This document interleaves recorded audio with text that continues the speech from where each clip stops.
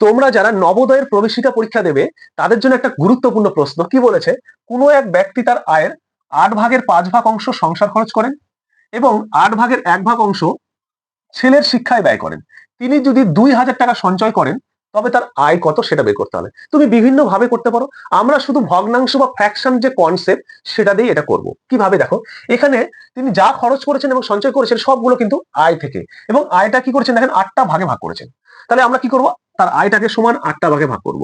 তাহলে 8টা ভাগে ভাগ করলে দেখো এরকম হয়, 1টা ভাগ, 2টা ভাগ, 3টা ভাগ, 4টা ভাগ, 5টা ভাগ, 6টা ভাগ, 7টা ভাগ, 8টা ভাগ।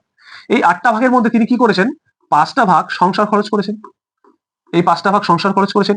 আর একটা ভাগ কি করেছেন, ছেলের শিক্ষার জন্য খরচ করেছেন, এটা ছেলের শিক্ষার জন্য খরচ করেছেন।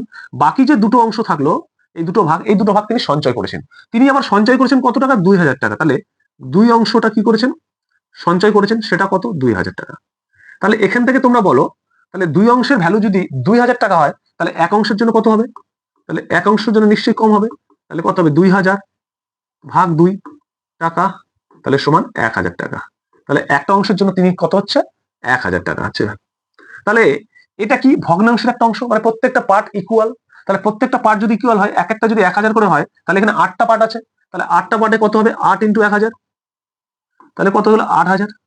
তাহলে এটা কি করেছি আমরা, এটা আয়টাকে সমান 8টা ভাগে ভাগ করেছিলাম, তাহলে তার আয় হয়ে গেল এটা। তাহলে আয় হলো কত, 8,000 টাকা। অপশনে কোথায় আছে দেখো, এই নাম্বার, সঠিক উত্তর 8,000 টাকা। যদি বুঝে গেছে ভিডিওতে একটা লাইক করে দিও, ভালো লাগলে বন্ধুদের সঙ্গে শেয়ার করে দিও।